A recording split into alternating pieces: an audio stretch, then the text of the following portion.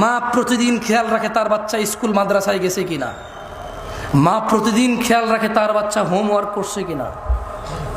এ মা কি খেয়াল রাখে তার বাচ্চা নামাজ আদায় করছে কিনা? খেয়াল রাখে। কোথায় তার আদর, তার আদরের সন্তানের জন্য? যেখানে কিয়ামতের সর্বপ্রথম হিসাবই হবে নামাজের। ফাইন সলুহাত, যার নামাজ ঠিক থাকবে তা সে জিতে যাবে, সফল হবে। আর যার নামাজ ঠিক থাকবে না সে ধ্বংস হবে, সে লাঞ্ছিত হবে। কোথায় আমার মায়ের চিন্তা, আমার সফলতার? কোথায় আমার মায়ের চিন্তা? যাক দিনী ভাইয়েরা, আমি আবার বক্তব্য বেশি আর দীর্ঘায়িত করব না। আমি আপনাদের এতটুকু বলি, আল্লাহর দরজা চিরদিন খোলা। আমরা সিজদা করি কাকে? রুকু করি কাকে? দোয়া করি কার কাছে? অন্যায় করি কার সাথে বেশি? আমরা একে অপরের সাথে তো একে অপরকে তো সিজদা করি না, করি?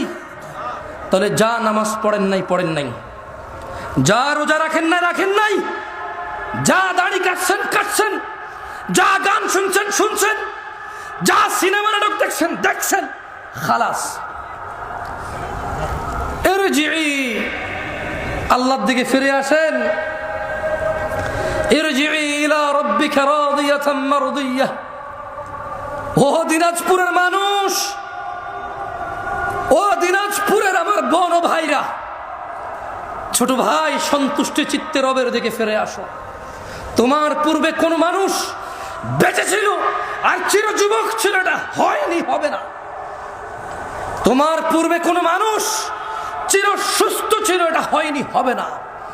তোমার পূর্বে কোনো মানুষ কোনোদিন কষ্ট পায়নি, এমনটা হয়নি, এটা হবে না।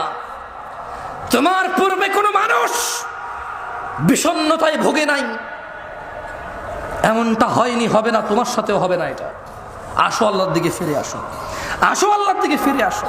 দুটো চারটা মেয়ের সাথে কথা বলেছো, অন্যায় হয়েছে, তুমিও জানো আমিও জানি, কিন্তু তোমার রবের আহ্বানে সাড়া দাও, রবের আহ্বানে সাড়া দাও। ভাই আমার, থামো, যেখানে আছো থামো।